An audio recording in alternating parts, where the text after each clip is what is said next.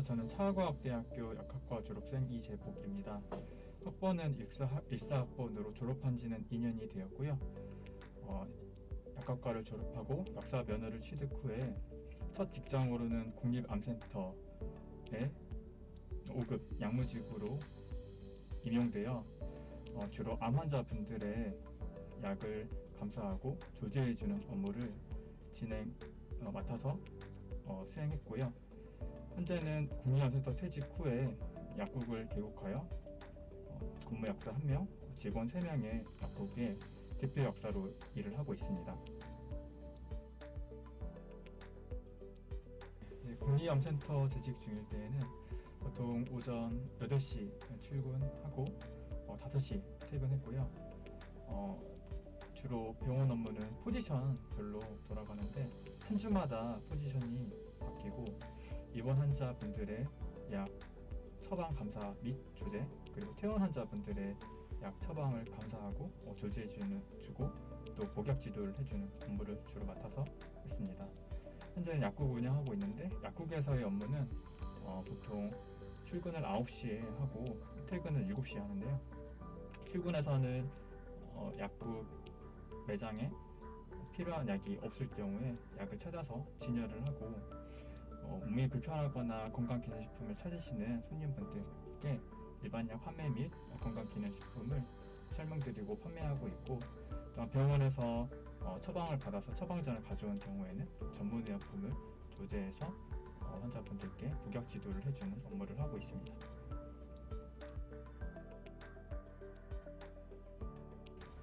국립암센터 재직 중에는 신입 초봉 세전 5천만원 정도 수준으로 수령을 했고, 병원 약사의 경우에는 보통 성과금이 거의 없다라고 생각하시면 되고요. 보통 이제 근무 연차가 쌓이면서 직급이 오르게 되는데, 직급이 오를 경우에 연봉에서 1,000만원 정도 이상 연봉 이상이 있는 것으로 알고 있습니다.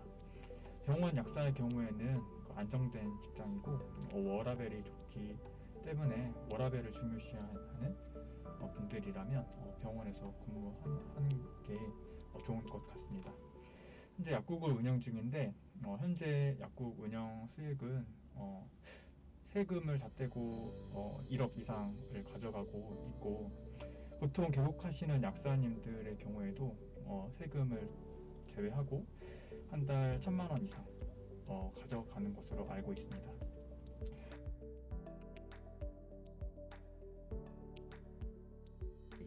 있나요?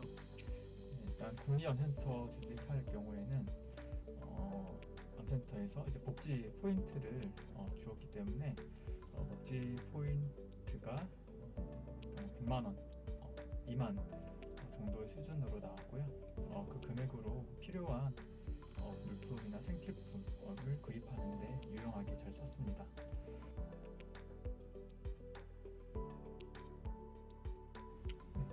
약학과를 졸업하고 주로 가는 직종으로는 병원 약사, 제약회사, 그리고 대학원 진학, 약국 개국이 있습니다. 저는 졸업할 때 약학과 관련된 분야에서 사업을 진행하고 싶었는데요. 약학과 관련된 사업으로는 약국에서 유통되는 전문의약품과 일반의약품의 유통이라든지 건강기능식품의 브랜드를 런칭하고 마케팅하는 것 등이 있습니다. 그러한 것들을 하기 위해서 현재 목표를 위해 나아가는 현재 진행형 상태인 것 같습니다.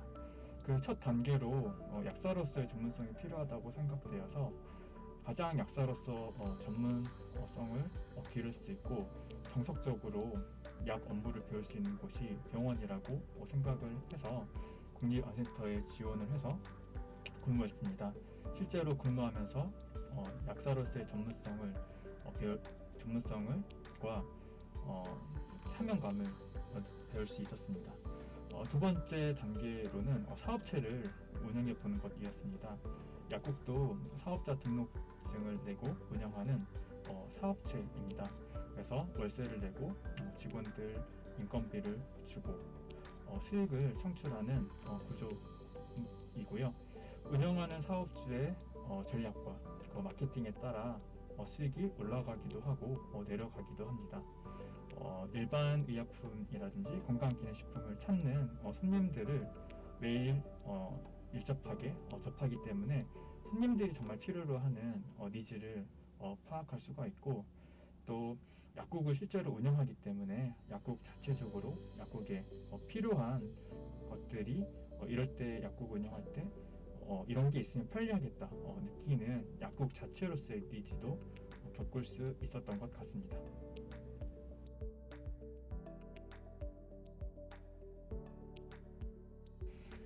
일단 근무약사님 같은 경우에는 일정 정해진 시간에 출근해서 정해진 업무를 하고 퇴근하면 그 다음에 이제 업무가 없고 생각할 고민도 없는 게 좀 좋은 것 같습니다. 그리고 또 이제 근무약사님 같은 경우에는 만족할 만큼의 보수도 충분히 지급되고요.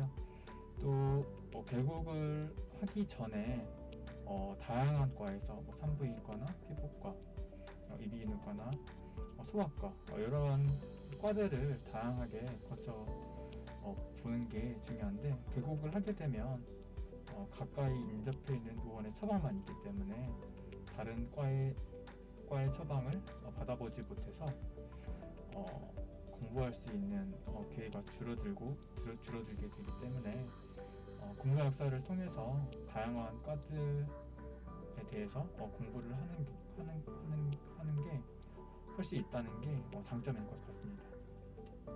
개국약사 같은 경우에는 근무약사님들보다는 수익은 더 클지 모르겠지만 약국을 운영해 나가는 주체가 되기 때문에 필요하다면 늦은 시간까지 일을 해야 될 경우가 생길 수가 있고, 퇴근 후에 업무가 끝나는 게 아니라 어떻게 하면 이 일반약 판매를 더 늘릴 수가 있을까, 어떻게 하면 다른 경쟁하는 인근에 있는 약국으로 가는 환자분들을 약국으로 오게 할 수 있을까, 이런 궁리를 퇴근하고 나서도 계속 하게 되는데요.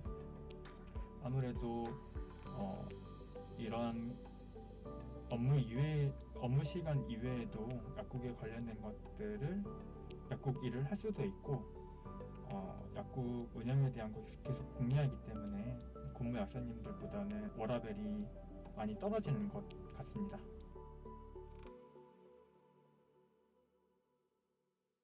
국립암센터 채용되었을 때 국립암센터에서 주요하게 봤던 거는 학부 학점과 특정 과목에서의 학점이었던 것 같습니다. 특정 과목은 교과 과정 중에 약물 치료학이 있는데요. 약물 치료학 성적을 가장 중요하게 봤던 것 같고, 또 학점도 반영되었던 것 같습니다. 하지만 사실 저 같은 경우에는 학교 다닐 때 학점 관리를 신경 써서 못했는데요. 학점 관리도 중요한데 제가 생각할 때 약학과를 다니면서 가장 학부 때 가장 중요한 거는 학점보다는 약학 자체에 대한 공부가 가장 더 중요한 것 같습니다. 왜냐하면 학점이 일정 학점 3.0 정도 이상만 되어도 제약회사라든지 병원에 입사하는데 큰 지장은 없고요. 졸업을 하고 나서 약사로서의 일이 육체적으로도 많이 힘든 부분도 있고, 또 사람을 상대하는 일이다 보니까 정신적으로도 힘든 부분이 있습니다. 그래서 퇴근 후에 육체적으로 정신적으로 지치기 때문에 따로 시간을 내어서 부족한 약학에 대한 공부를 하기가 쉽지가 않은데요. 그렇기 때문에 학교 다닐 때 약학에 대한 공부를 잘 해두는 게 가장 중요한 것 같습니다.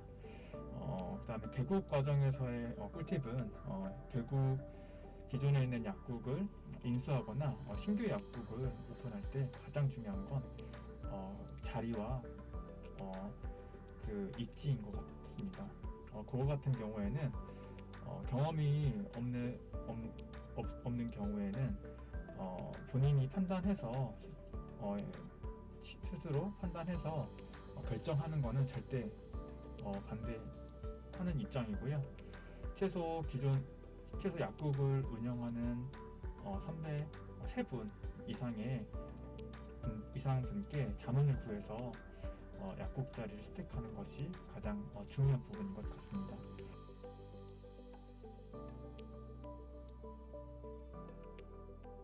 제가 생각하기에는 저 같은 경우에는 영어 능력이 가장 중요했던 것 같습니다.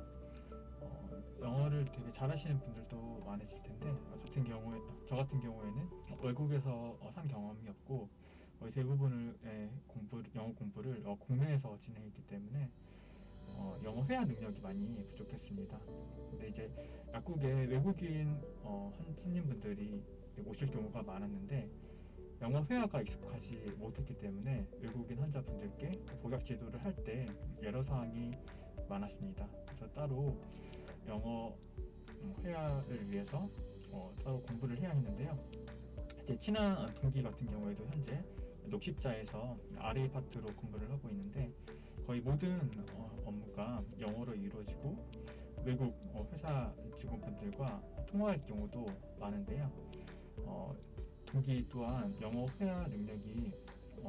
회화가 익숙하지 못했기 때문에 현직에서 근무하면서 퇴근 후에 따로 시간을 내어서 영어 공부를 해야 했습니다.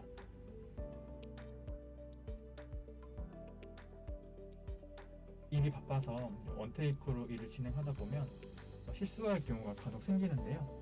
그렇기 때문에 저 같은 경우에는 바빠도 항상 더블 체크하는 것을 습관화하고 있습니다.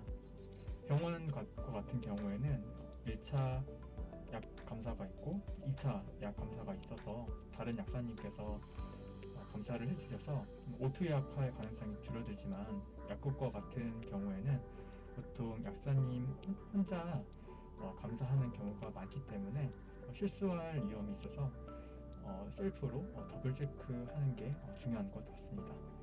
또 약사 업무를 하면서 중요한 것은 항상 경각심을 갖고 업무하는 자세인 것 같습니다. 약국 업무가 루틴하다면 루틴할 수가 있는데 항상 똑같은 약을 드리는데 특정 환자분은 어떤 약에 대해서 알러지 반응이 있을 수가 있고 또 연령이나 체중에 따라서 용량을 증량하거나 감량해야 되는 경우가 있을 수 있고요. 또 병원에서 나오는 처방이 항상 맞는 게 아니라 처방이 잘못될 수 있기 때문에 항상 그게 맞다고 생각하지 말고 항상 새롭게 보면서 경각심을 갖고 일하는 태도가 중요한 것 같습니다.